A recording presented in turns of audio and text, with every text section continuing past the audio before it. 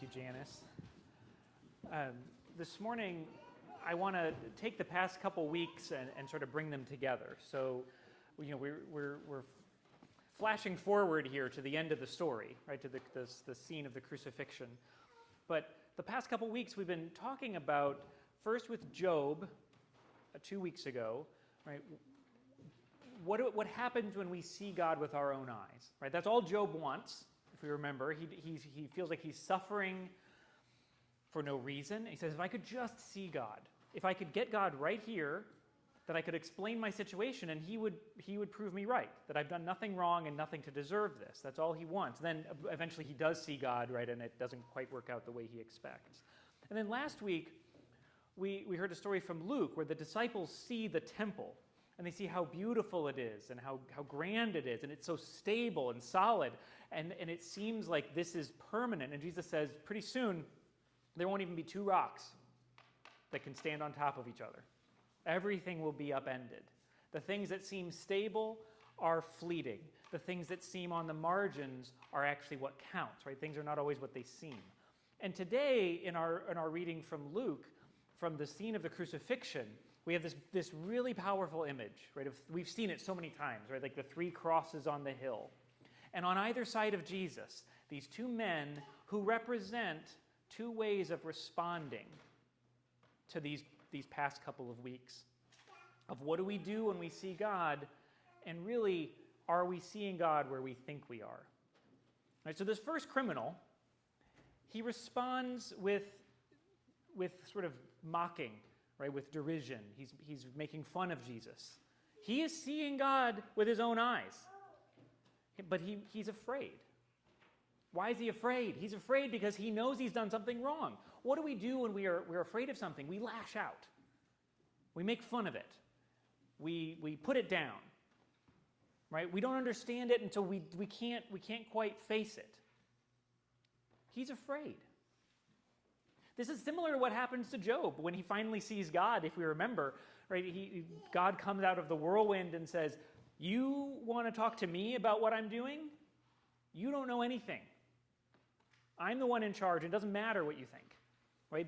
There's a fear that comes from seeing God face to face. We might be reminded of Elijah in the cave, right? When it says no one can see the face of God and live, and here comes this thundering and the earthquakes and all these like huge noises, and that's not God. God comes in that little whisper. Even so, Elijah's afraid, covers his face. Right? We see God with our own eyes, and it's terrifying. This first criminal, he knows that he's done wrong things. He's ashamed. He feels guilty. He is he's hanging, right, face to face with God. He's in pain. He's dying. And still, he cannot come to terms with who he is next to. So he ridicules him, just like the soldiers, just like the leaders. All of these people who represent, just like in last week's reading from Luke, the sort of stability of the world, right? The status quo. Right? What seems to be permanent? This big temple, these religious leaders, these Roman soldiers. Right? This is permanent. Right? Can you imagine anyone at the time thinking that the Roman Empire would just vanish? They ruled the world.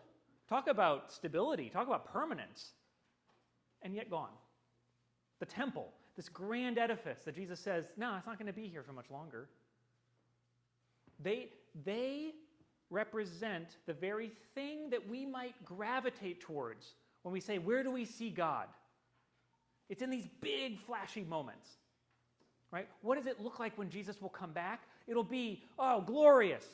Lights and noises and just spectacular things. But maybe we should be suspicious. Like we heard last week, it is in those things that maybe we get distracted. We miss what's really going on. The second criminal shows us how we are seeing God face to face in a different way. He looks at Jesus and he sees God. He's also hanging on a cross. He's also dying. He knows that he's done terrible things. He knows he deserves what he got.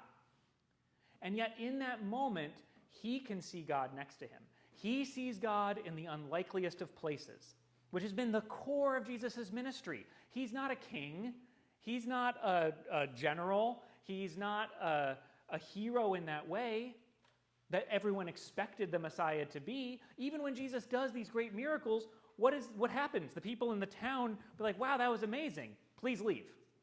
Right? Or when he does something great around his disciples, they're like, wow, that was cool. He's like, don't tell anybody anything. Right? That is getting in the way. These sort of spectacular things are obscuring the reality of where we find God. Right? Jesus says, when you help the least of your brothers, then you are helping me. It is in these unlikely places. Just like the temple seems so permanent, and yet it is not. Jesus hanging on a cross seems like a defeat. Seems like, well, that couldn't have been the Messiah. But Paul has told us several times, right? The cross that should be the sign of our shame is in fact the sign of our victory. The thing that seems like the worst is better than we could possibly imagine. That there is something about the unlikely place, the whisper and not the earthquake, that shows us where God is. We are seeing God with our own eyes when we see him in other people. The second criminal illuminates this for us. And what is his response? He may still be afraid.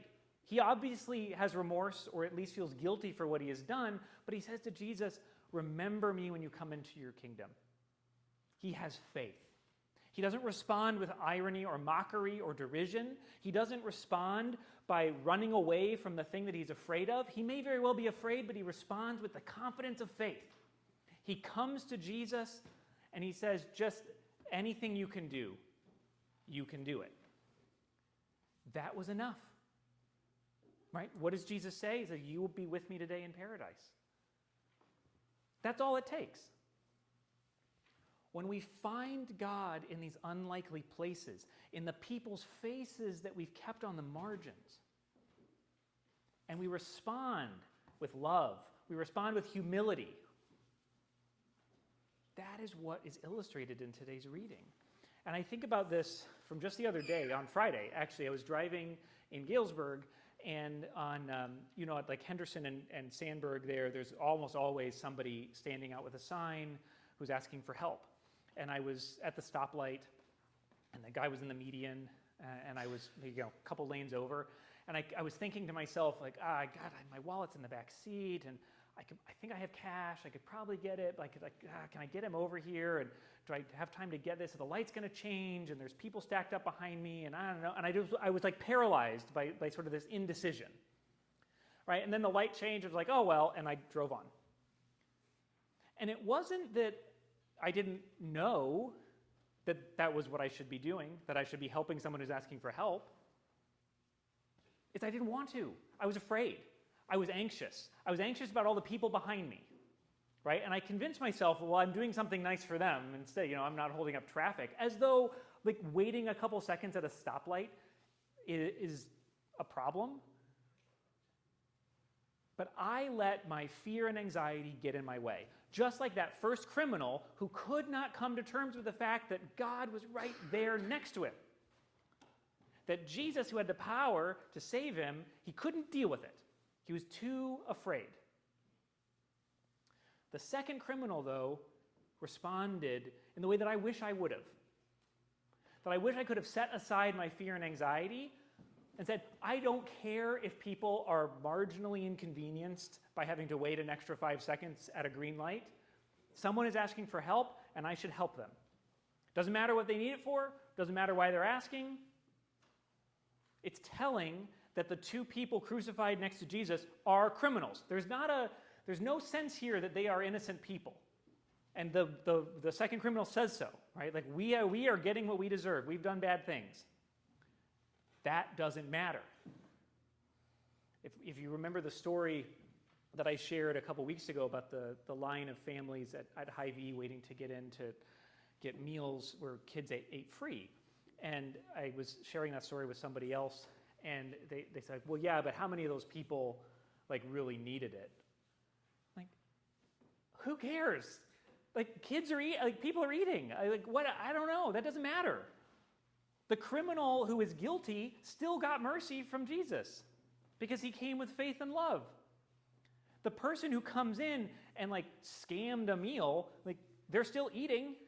Jesus doesn't say only give to good people. Jesus doesn't say only love the people who treat you well. It's actually quite the opposite, right? Love your enemies, right? Love the people who hurt you.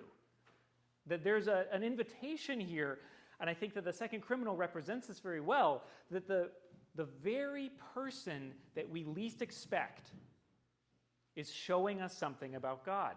Whether that is Jesus, who is hanging on a cross, who's been this wandering preacher, not the great hero that was being expected by the Jews, or if it's this criminal who's a bad person, or at least has done bad things, and yet points us out as people who maybe can't see past it. That we are invited, I think, to say those people that we least suspect are the ones where God is perhaps the most present in our lives. And we are called here to not be like that first criminal, to not be the one who can't deal with it, who's too afraid of making the wrong choice, who's like me in the car, being like, I'm too worried that I'm going to mess something up. And I let my own anxieties obstruct me from doing what I know I'm supposed to be doing. Thanksgiving is coming up this week.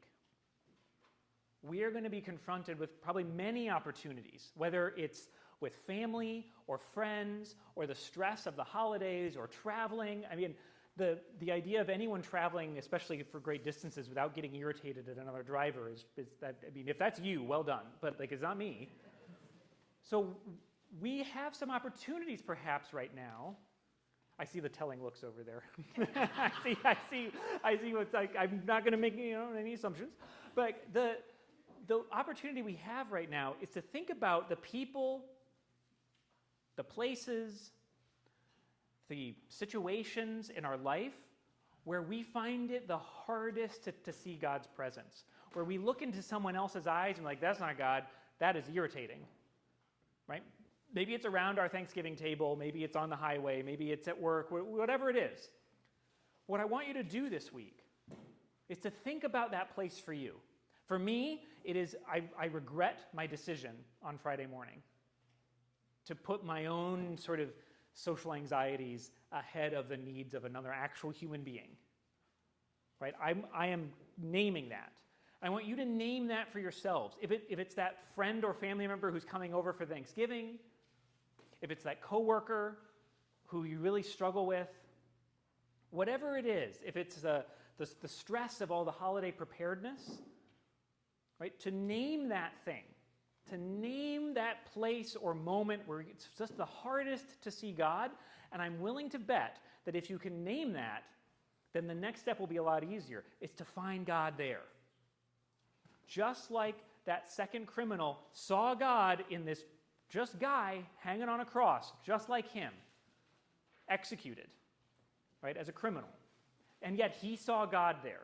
We see something divine in the way he responded to Jesus, this criminal who did terrible things, and yet can point out a proper response of faith. So if we can name the place where we feel God's absence, where it's just the hardest to see God with our own eyes, then we're going to be a little more attuned. We're going to be paying attention a little bit more to find God in that moment. So I challenge everyone. You won't have to get up next week and say like, "Well, I didn't see God here, and now I do." But I'm naming my moment, and I'm going to learn from that moment. I'm going to try not to repeat that, and instead follow that whisper, right? Just like Elijah, the whisper that I knew was there the whole time. I know what I'm supposed to do. I'm finding reasons not to do it. Find that moment in your life this week where you have that moment of pause. And instead of doing what we always do, like the first criminal, we react out of fear, out of irritation, we keep the right thing to do at arm's length. Take a second and say, what would that other criminal say? What would that other criminal do if he was responding from faith, from love, and humility? Then act.